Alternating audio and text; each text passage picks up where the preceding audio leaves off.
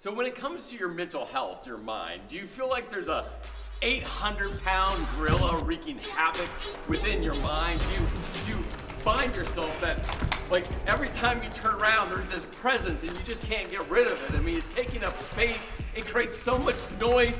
I mean, you desperately want to clear up, but when you just can. Well, I know for me, I definitely do.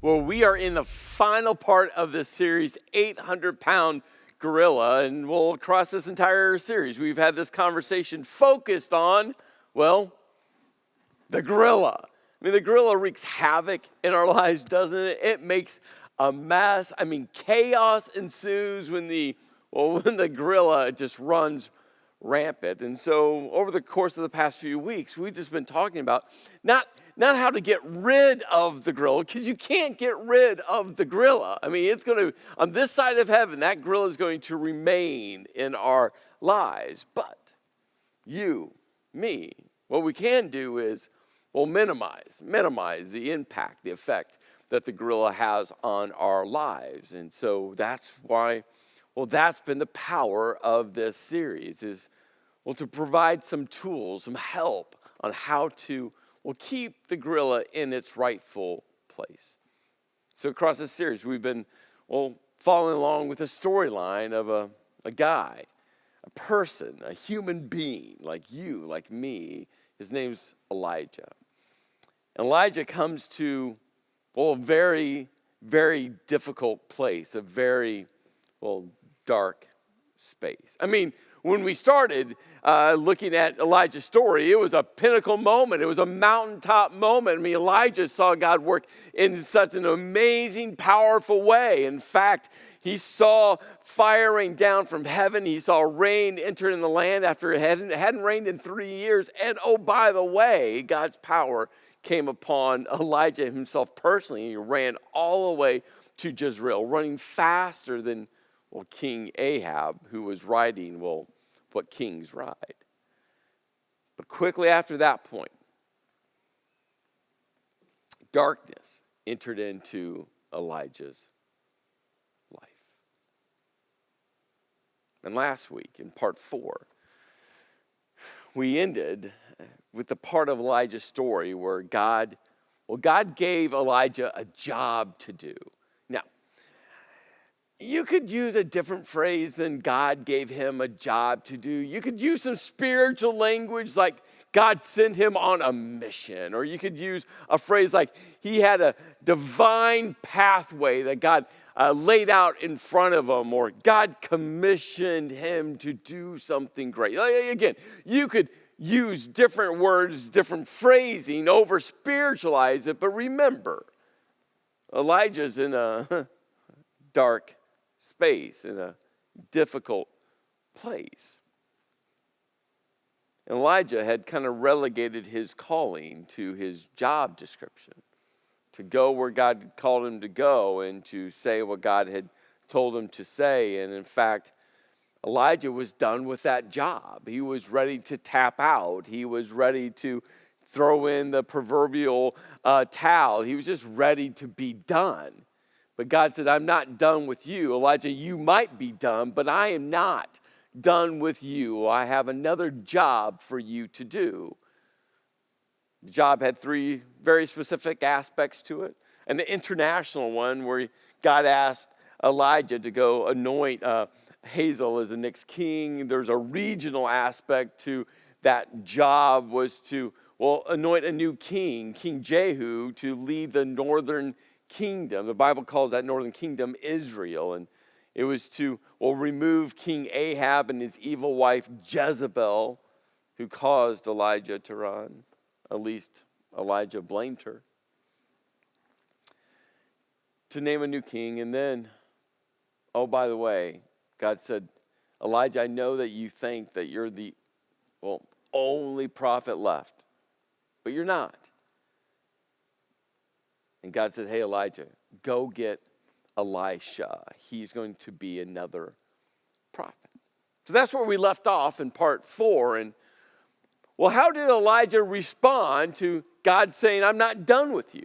How did Elijah respond to God saying, hey, I got something I'm needing you to do? How did Elijah respond after, well, not just once, at least twice that we know of, Elijah saying to God, hey, God, I'm done. I want to tap out. I'm the only one left. They're coming after me. I just want no more. How does Elijah respond? We're told that he went. Now we got to pause there. We have to pause there. Now this isn't in the text, but we have to ask a series of questions.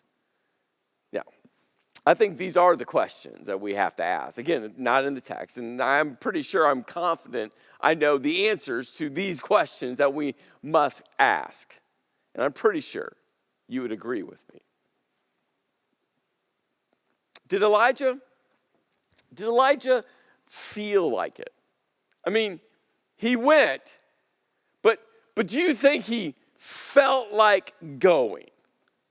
I think that the answer is a simple no. He didn't feel like it. Again, he had just said to God, hey, God, I'm done. I don't want anything to do with this. I'm tired. They're coming after me. I'm the only one. All of Israel. I mean, he was ruminating. He was just in a dark, dark space. Now, I didn't think he felt like it at all, which leads to the next question. Do you think did he want to? When God said, hey, I have 3 very specific things I'm asking you to do. Go. Do you think he was like, yay, God picked me? I think that answer is no. He didn't want to. He wanted to curl up in a little ball and just sleep his life away. And all that leads to this question. Was Elijah ready? Was he ready to go on this new mission with God, this new divine appointment, this job? Do you think he was just ready? No. You see, we got to pause there because I don't know for you, but I know for me, there's been so many moments in my spiritual journey where I sense, I feel, I know God is saying go, and I start saying things like, I'm not ready. I just don't want to. I don't feel like it. But you see, there's a reason why we call it the spiritual journey. It's why the words in the Psalms that even though I walk through the darkest of valleys, that God is with us.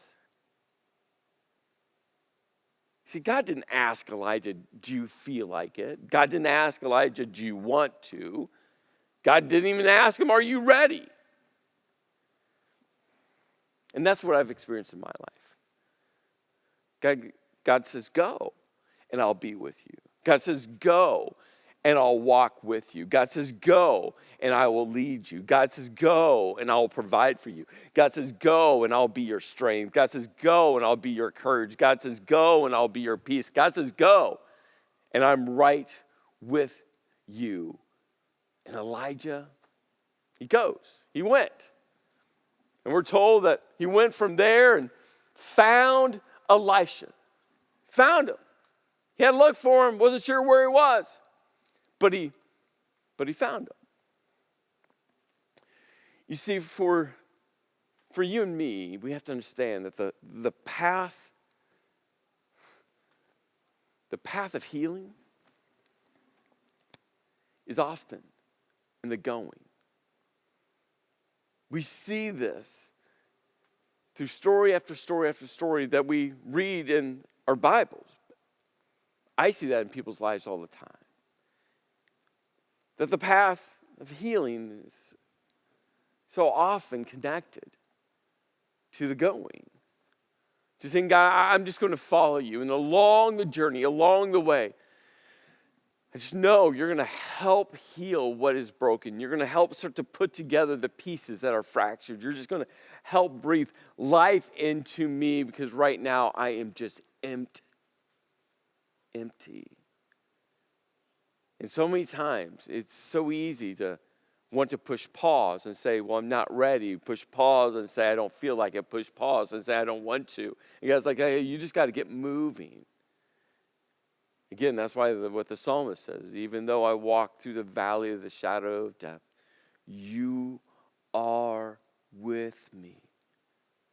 You're there to guide me. You're there to comfort me. So as I walk through the darkest of spaces, trust that God is with you.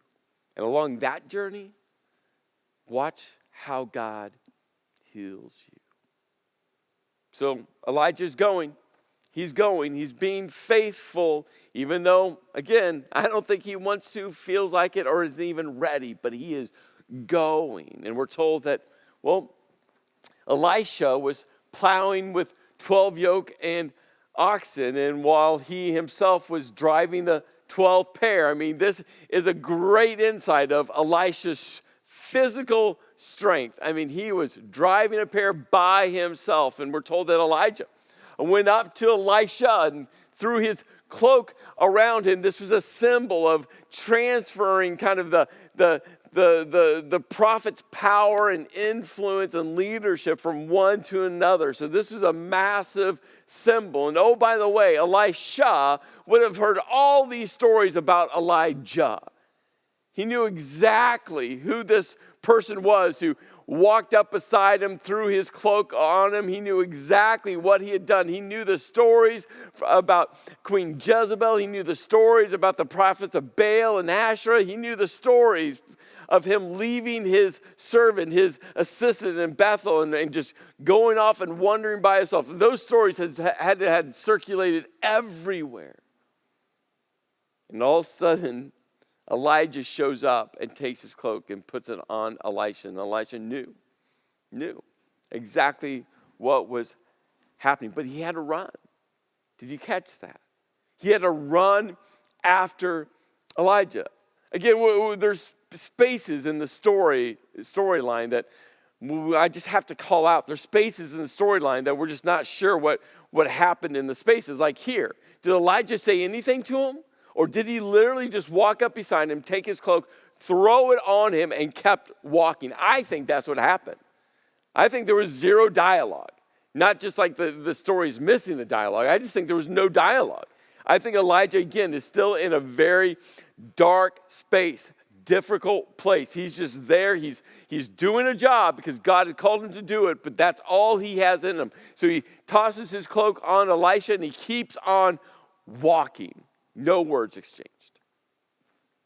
So Elisha has to walk up to him. It's like, hey, we should have a conversation. So he runs up to him. And Elisha says, let me kiss my father and mother goodbye. He's like, hey, can I at least go tell my family that I'm going to leave? I'm going to disappear. He goes, and then I will come with you. Is that okay? And Elijah looks at him and goes, go back. And then he goes, what have I done to you?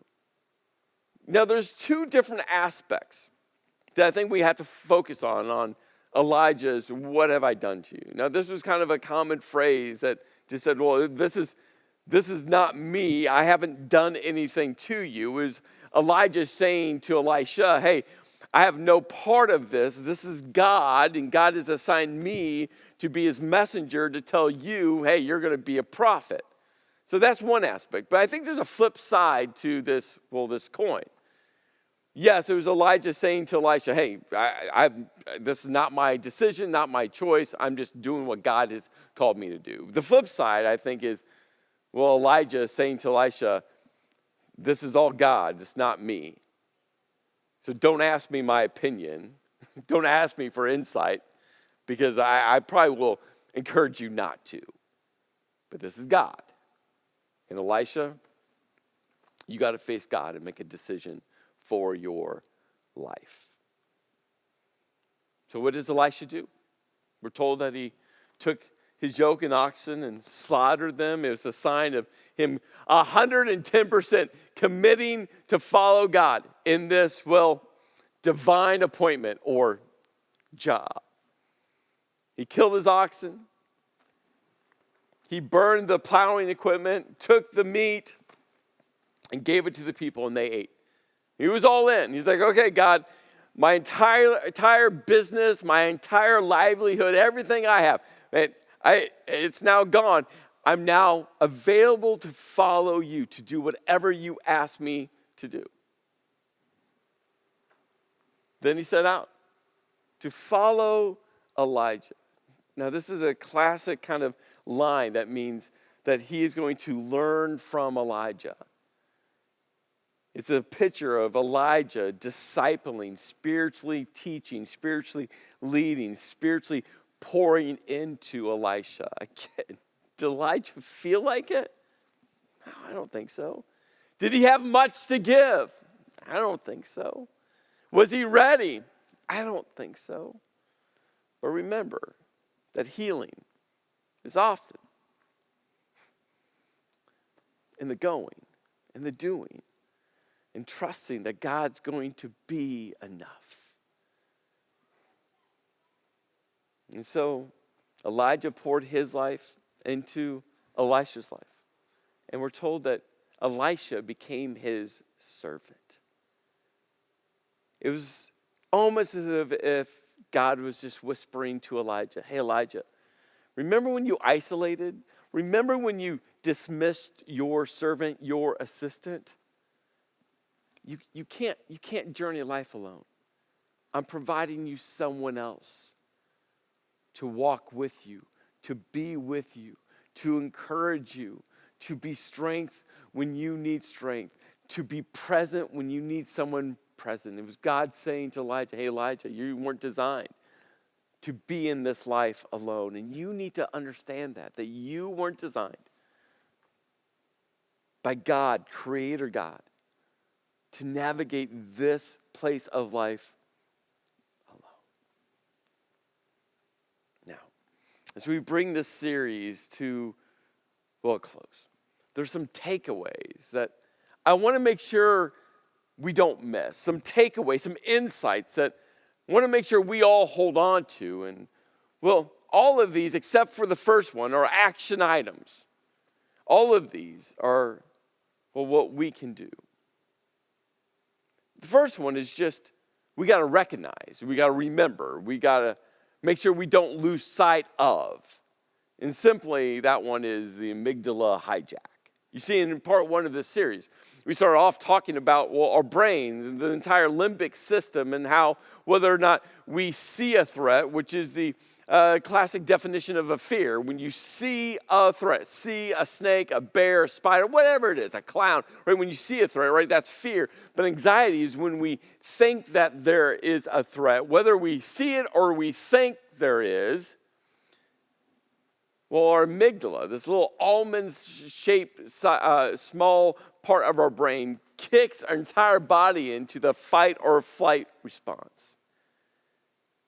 And so don't forget, when your heart's racing, when your palms are sweaty, when you feel like your entire body is out of control, you got to call it out.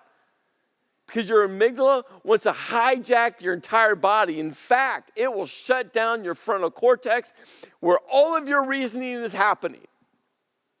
So just recognize, again, it's a powerful part of how God created us.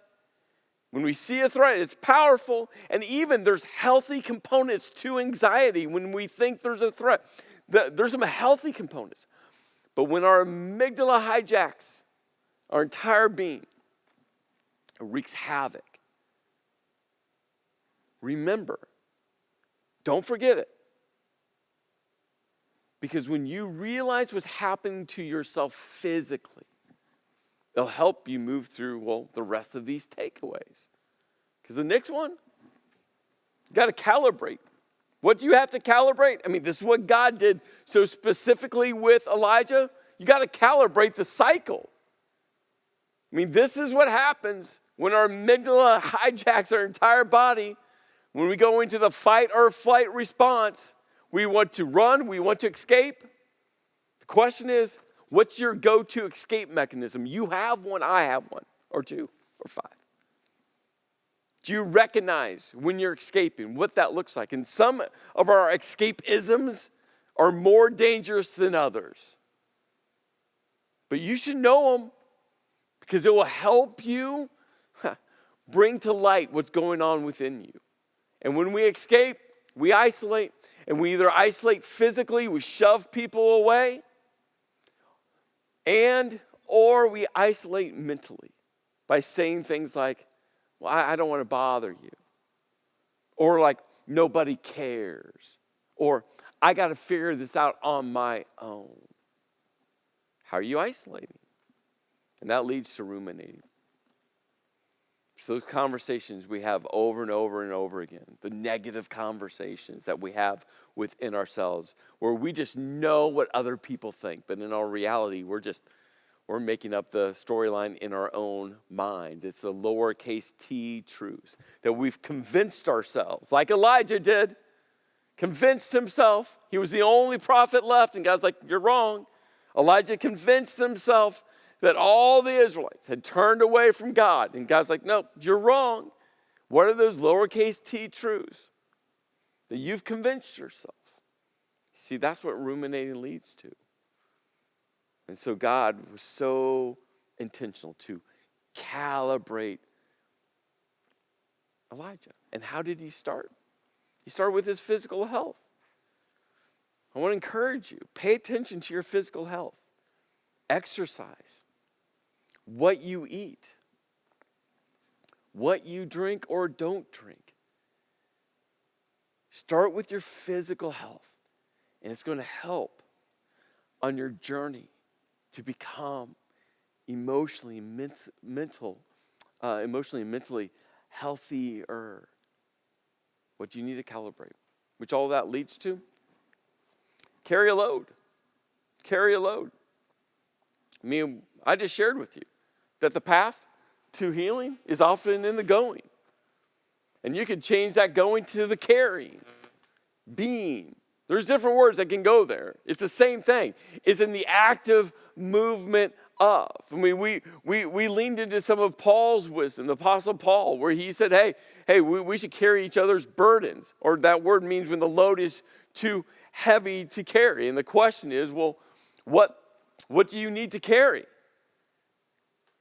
In your path of healing, God's saying, hey, go. There's other people that I'm going to intersect with your life, whether you want to or not, whether you feel like it or not, whether you're ready for it or not. Remember, hey, the path of healing is often in the going. And God's like, hey, there's other people that you need to help, even if you don't feel, even if you're not ready, even if you don't want to. But Paul also went on to say, hey, there's a load that only you can carry.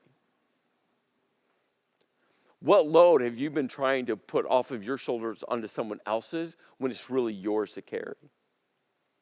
You see, this obliterates marriages, friendships, employee-boss relationships, church relationships. When all of a sudden, when you start shoving your load onto someone else's shoulders, when you should be carrying that part of the load yourself. So what load do you need to carry in other people's lives? But what load do you need to bring back and put back onto your shoulders? What do you need to do?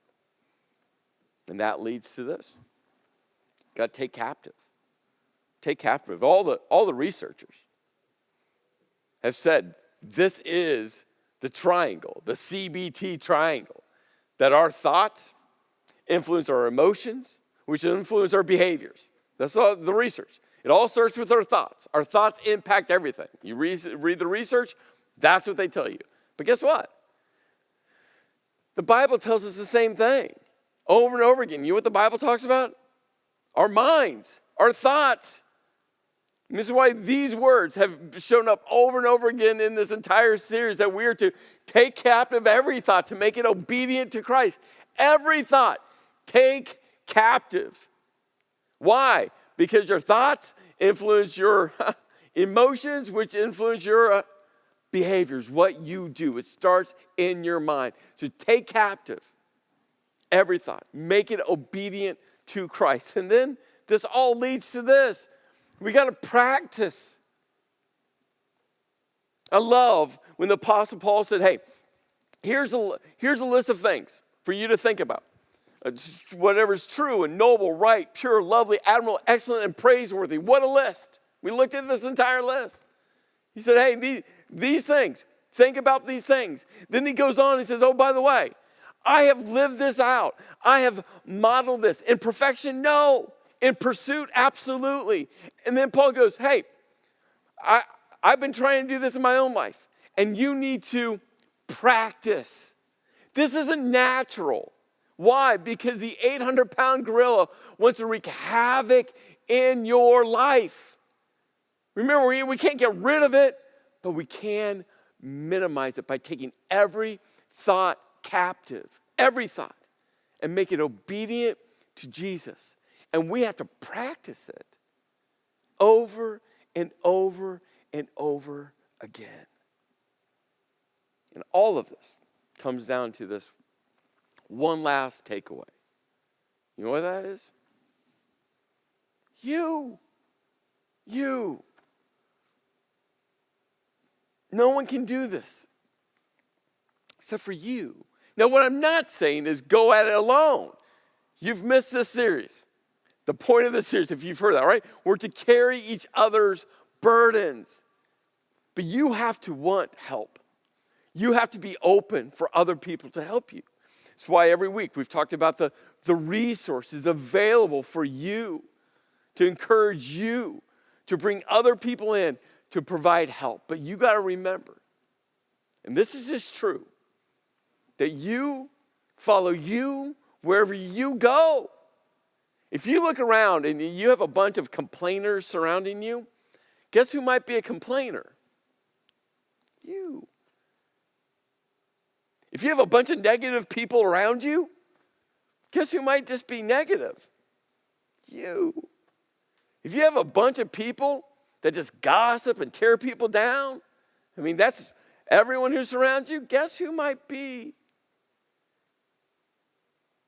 You got to realize you are the common denominator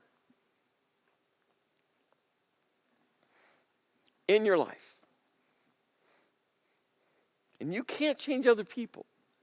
But what you can do is focus on you.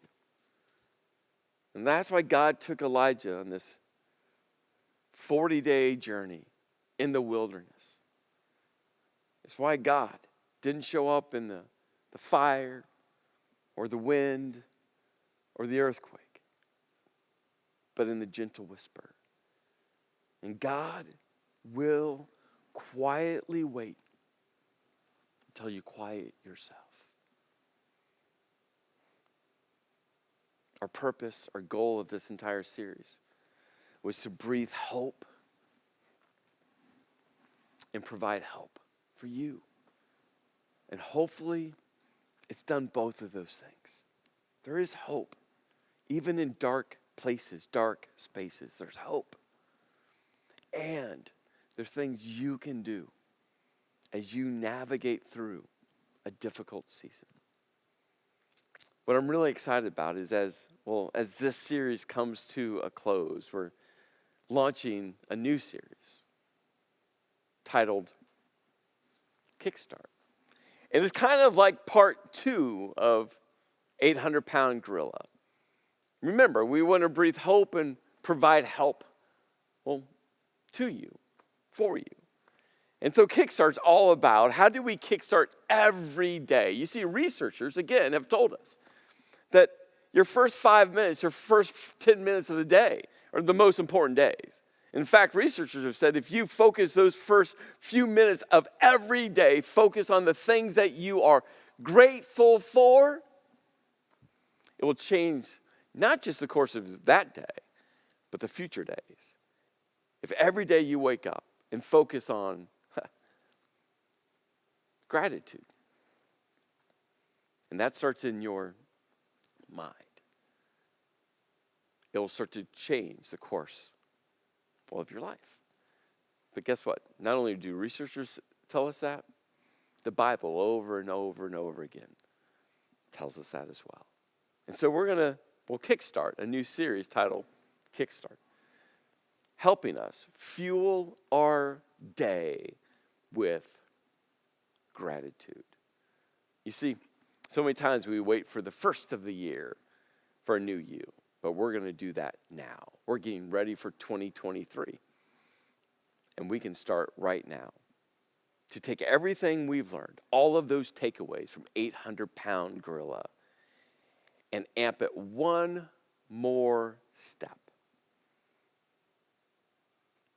So join us as we learn how to kickstart every day, as we learn together how to fuel our day with gratitude. Let me pray. Lord, I thank you for being so patient with us and so present, so persistent. Thank you for a story like Elijah, a raw, authentic story that so many of us can connect with, and to watch you never give up on him, always being present. Love you. Thank you for walking with us through the great seasons of life and the difficult ones. Thank you for being present. Thank you for your love. In your name I pray. Amen.